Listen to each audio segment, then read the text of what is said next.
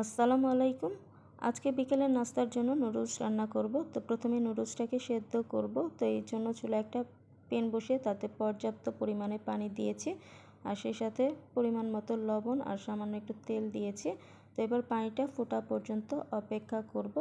আর আজকে আমি রান্না করব স্টিক যে নুডলস আছে তো সেইটা, আর এইটা হচ্ছে একটু মোটা সাইজের নুডলস। তো আমরা সাধারণত যে নুডলসটা খাই কোকোকোলা নুডলস, তো সেটা কিন্তু একটু চিকন হয়, কিন্তু এটা কিন্তু একটু মোটা মোটা নুডলস। তো এই নুডলসটাকে আমি ভেঙে নিয়েছি, আর এই নুডলসটা সেদ্ধ হতে কিন্তু একটু সময় নেয়। তো এই যে পানিটা যখন ফুটে উঠবে তখন আমি এর মধ্যে নুডলসটা দিয়ে দিয়েছি। তো এই নুডলসটা সেদ্ধ হতে আমার প্রায় 7-8 মিনিটের মতো লাগছে। তো এই যে দেখুন নুডলসটা কিন্তু সেদ্ধ হয়ে গেছে। তো এবার আমি নুডলসের পানিটাকে ঝরিয়ে নিয়েছি।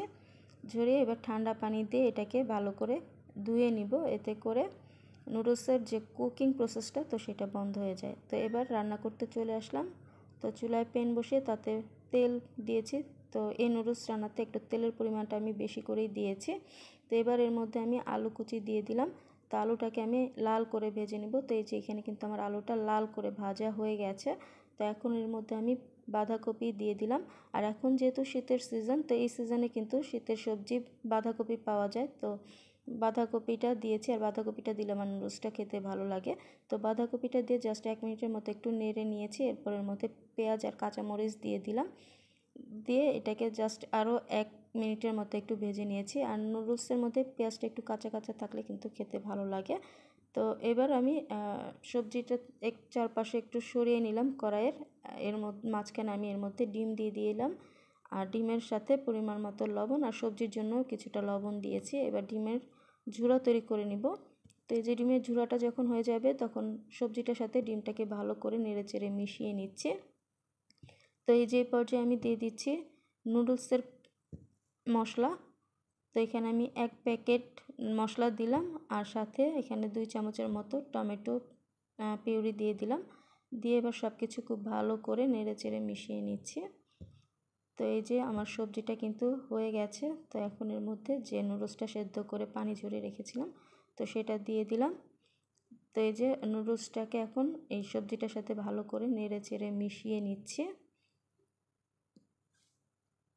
আর নুডলসটা মেশাতে যদি আপনাদের সমস্যা হয় তো সেই ক্ষেত্রে 2টা কাঁটা চামচ দিয়ে নুডলসটাকে ভালো করে মিশিয়ে নিতে পারেন। তবে আমি এখানে খুন্তির সাহায্যেই নুডলসটাকে মিশিয়ে নিলাম।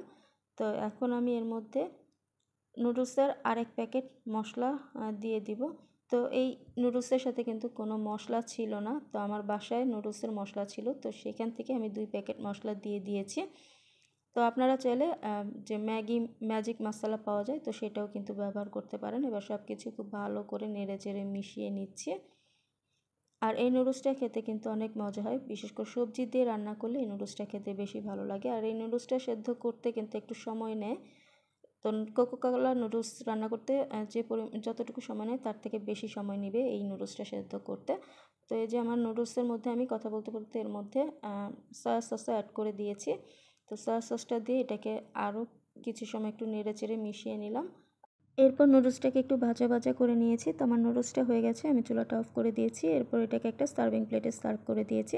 তো তৈরি হয়ে গেছে বিকেলের নাস্তার জন্য মজার নুডলস।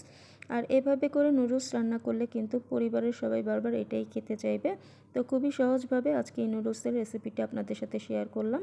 তো অবশ্যই এই নুডলসের রেসিপিটা একবার হলেও বাসায় তৈরি করে খেয়ে দেখবেন, আশা করছি আপনাদের ভালো লাগবে। তাহলে আজকে এই পর্যন্তই। আল্লাহ হাফেজ সবাইকে।